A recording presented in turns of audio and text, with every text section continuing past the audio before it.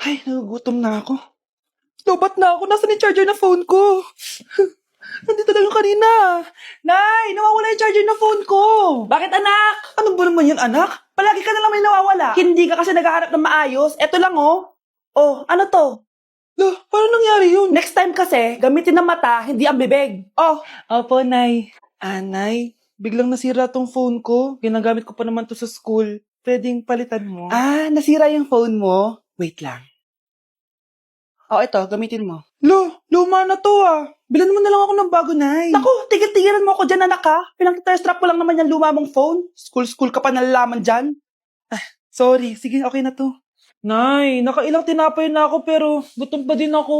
Anak, nakakabitin talaga yun sa breakfast, tapos bitin din sa nutrisyon. O eto, bagong Energen. Mas pinadami na ang cereals nito, kaya talagang mas matagal na ang busog mo.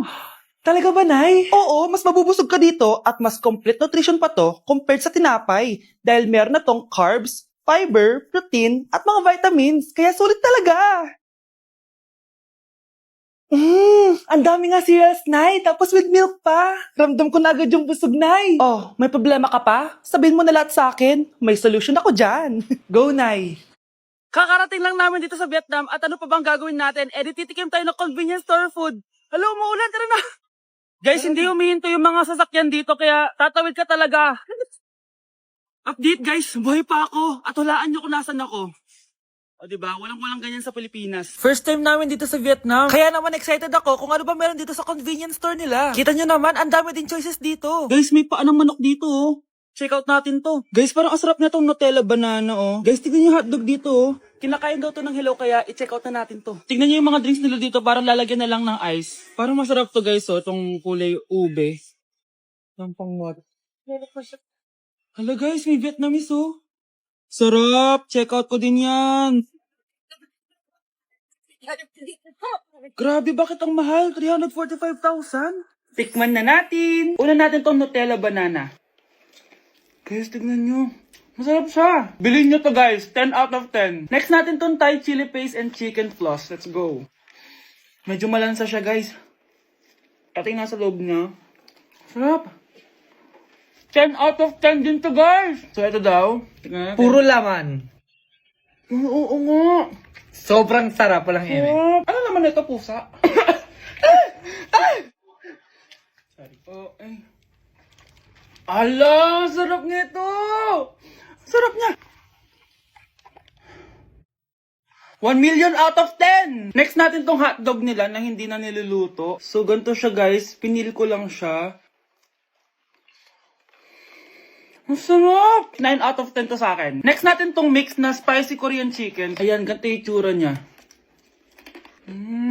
Sarap siya. Hindi ko sabay. Sarap pala. 8.5 out of 10. Masarap siya. Next natin tong Changarotyong na chicken feet or paa ng manok. Chicken feet talaga siya. As you can see, boneless siya. So, wala na ata siyang obo. Boneless siya. Yan, guys. Hindi pala siya boneless. May buto siya. Oh. Ayoko siya. 2 over 10 lang siya talaga, guys. Okay, next naman itong mga barbecue nila. Ayan, iba't ibang flavor siya. 6 over 10 lang to sa akin. Okay guys, next ito, parang chicken ata. May lasa siyang efficacent oil. Ayoko to. 3 over 10 lang to sa akin. Ito guys, medyo spicy. Oo nga, lasang efficacent oil. Okay lang naman, 4 out of 10. Okay, next, itong empanada nila. Based sa texture na para siyang hopya. Tama nga ako guys, lasa siyang hopya. 5 out of 10 to sa akin. So last but not the least, etong leche flan nila. Ban flan yung pangalan. So wala sa binigay na kutsara. Para siyang leche flan na hindi sobrang tamis. So 7 out of 10. So yun lang naman guys. Kung gusto niyo ng part 2, comment lang kayo dyan. Bye! Okay, next! Thank you. Naman. Sino ba siya? Sumasagi ka palagi sa utak. Next! Look, di pa nga ako tapos eh. Ba't walang magagaling? Mukhang magaling siya. Kifi! Ang Kifi ko! Anong title na kinakanta mo, be? Kifi po yung title ng kanta. Ayan, kaka-tiktok nyo yan. Next! Sana naman maayos na yung kasunod. Zobagus. Habang tayo...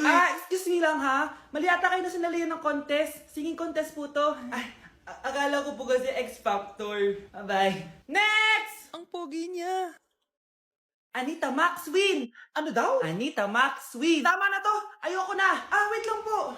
Wow! Yay! Uy, mukhang magaling to ah! Kalma! Baby, kalma! Love, sorry, di ko sinasadya. Okay ka lang? Okay lang ako, love. Ikaw naman kasi, sinasabayan mo yung init ng ulo ko. Alam mong ayaw ko yun, nasuntok tuloy kita. Sorry.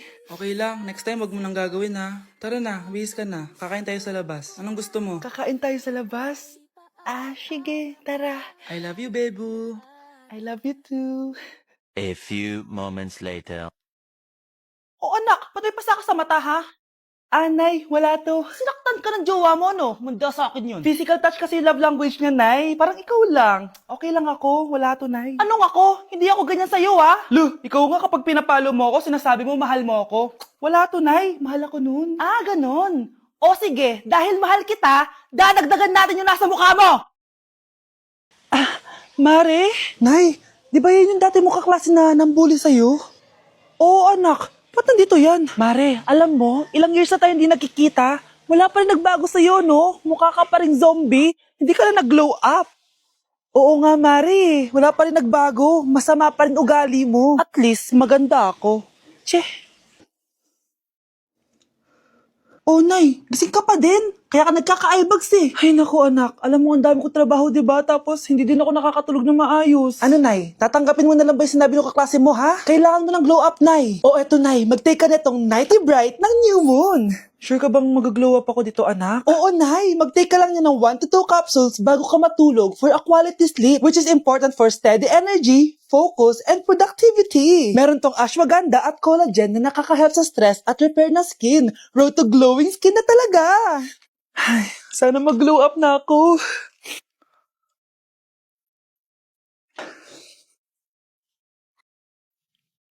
Ay, sarap ng tulog ko. Hala, Nay, ikaw ba yan? Ang glowing mo naman. We, totoo ba yan, anak? Oo nga, ang glowing ng mukha ko. Oh, alam mo na, Nay, ha? Make every night a glow-up night with Nighty Bright. Nay, ayan na naman yung kaklase mo. Mare, ikaw ba yan? Hi, Mare. Parang ikaw naman ang mukhang zombie ngayon na. Yak! Ang cheap naman ng uniform nila. Mukhang maasim. Walang class. 2025 na Android pa din ang cellphone. Kahit siguro Messenger naglalag dyan. Ang ganda nga ng uniform, ang sasama naman ng ugali. Naka-iPhone ka nga, talo ka pa din naman sa ML. Ipabuhat yarn. Ang baho siguro ng classroom nila, no? Tapos nag-aagawan pa sa electric fan kasi wala naman silang aircon. Feel ko pinapalo sila ng teacher nila kapag nagkakamali sila. Ang boring siguro sa classroom nila. Mas masaya pa rin talaga sa public school, no? Balita ko mga korap mga magulang niyan. Kaya madaming pera. May araw din kayo, men. Nakatikim na kaya sila ng steak? Feel ko hindi nila afford. Nakatikim na kayo ng pagmamahal sa magulang? Oh, sa pool! How dare you? Isang pitik ko lang, tumba ka na. Pipitik ka pa lang, tumba ka na. Tara na nga.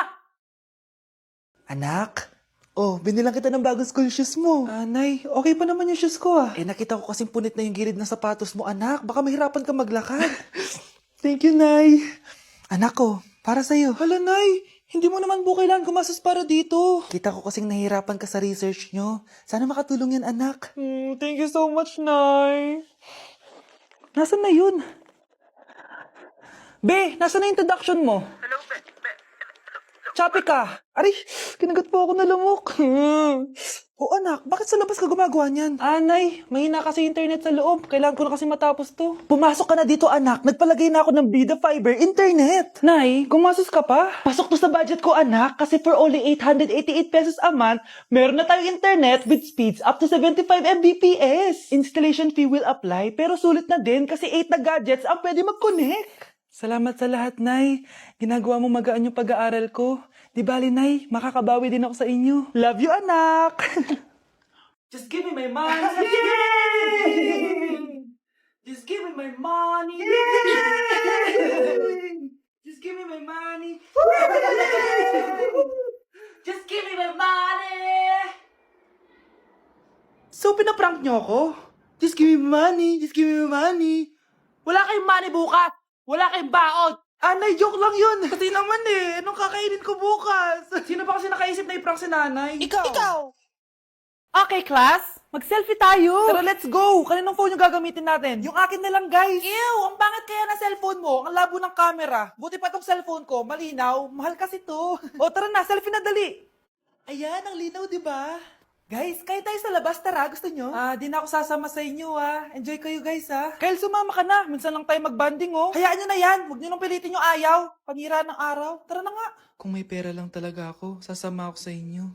Brianna? Ayan, sige, lusubin mo na. Brianna! Ano ba yan? Bakit ba? Storbo ka na naman. Ano ba kasi ginagawa mo? Nilalaro ko kasi tong Taris Land. Ito ang most anticipated MMORPG ngayon 2024. Yung mga kaibigan ko nga na di naglalaro dati, eto na nilalaro ngayon. Ganun siya kaganda. Wow, ang galing pala niyan. At hindi lang yun. Kapag naglaro ka neto, may Dragon Raid Bounty na ibibigay sa team nyo. At magkakaroon kayo ng coins na pwede nyo exchange ng pera. Sige, lalaruin ko. Kaso, wala akong maayos na phone eh. Naglalag na kasi to. Oh, sakto. May isa pa akong phone dito. Oh, say na to. Baka gusto mo pa ng pera, Wow! Yaman mo Kaya ikaw, be, kung ako sa'yo, maglaro ka na. Pwede to sa PC at sa mobile. Malay mo, dito mo na makita yung jowa mo, di ba? Uy, mukhang bago yung cellphone ni Kayla. Oo, bago yung phone ko. Malinaw na rin yung camera neto at kaya niya maglaro ng Taris Land. Naglalaro ka rin ng Taris Land? Maganda yan. Tara, laro tayo. Oh, bago tayo maglaro, selfie muna tayo. O, di ba, linaw ng camera? Kung hindi siguro ako nag-video-video dati sa TikTok, wala siguro ako laundry shop ngayon. It pleases you. You've got to love me for what I am, for simply being me. Don't love me for what you intend or hope that I will be. And if you're only using me to feed your fantasy, you're really not in love. Guys, sino kumuha na cellphone ko? Ilabas niyo na. Alinaw talaga ng bago kong phone. Hoy, Samantha! Cellphone ko yun, di ba? Akin na. For your information, binili to ng nanay ko. Tignan mo, 3 yung camera neto. Yung sa'yo 2 lang. Ew. Ay, eto pala. Sorry. Ba't wala dito yun? Lobat na ako. Guys, sino kumuha ng charger ko? Ayan, full charge na. Hoy, ba't nasa yung charger ko, ha? Anong sayo? May picture tong charger ko, Ay, eto pala. Sorry. Baby, palagi ka na lang nawawalan. Huwag ka kasi burara sa gamit mo, te. Oo nga, be. Nawawala nga yung panty ko eh. Guys, nakita niyo ba yung panty ko? Guys, may kumuha ng kidney ko. Balik niyo na, please. Lakas ng tama nito. Nasaan na yun? Sinasabi ko na nga ba, may kumuha ng kifi ko eh. Balik niyo na yung kifi ko. Okay, class. Magsisitting arrangement tayo, okay? Scarlett, tumabi ka kay Cheska. Sige po, ma'am. Hi. Oh, bago ka lang ba dito? Oo, Sana maging close tayo. paalala ko lang sa'yo. Nasa room na to, ako ang prinsesa dito. Okay? I like your hair. It's giving squatter. Sa subdivision kasi namin, uso ang reband. Ew! 2025 na, naka-Android ka pa din? It's giving blurred cam. So, boyfriend mo pala si Michael? Bakit kanya pinatulan? Sa mukhang yan? Yuck! Ang pangit ng... Number 10. Last question na to, class, ha? 10 points to. Sana madali lang itanong ni ma'am. Mukhang mapaperfect ko to Ano? Ang full name ni Jose Rizal. Full name? Akala ko full name niya na yun. Dinuro ba yan ni ma'am? Kung nakikinig talaga kayo sa discussion natin, alam nyo kung anong full name niya. Alam ko lang yung full name ng crush ko. Ano ba kasi full name niya? So wala palang nakikinig sa akin, ha? Sige, perfect sa exam ang makakasagot sa akin. Ma'am, alam ko po. Okay, Cheska, ang full name ni Jose Rizal ay Jose Protasio Rizal Mercado y Alonso Rialonda. Very good! Perfect ka na, ha? Yes, thank you, ma'am. Ma'am, bakit pa ba namin kailangan pag-aralan yung full name ni Rizal? Itatanong ba yun sa amin kapag mag-a-apply na kaming trabaho? Oo nga, ma'am. Parang di naman kailangan pag-aralan yan. Perfect na sana ako eh. Pinag-aaralan natin siya kasi marami siyang nagawa at naiambag sa bayan natin. Eh, kayong dalawa, ano naiambag nyo? Di ba puro lang kayo reklamo at panigat sa bahay? Sabi ko nga po, ma'am,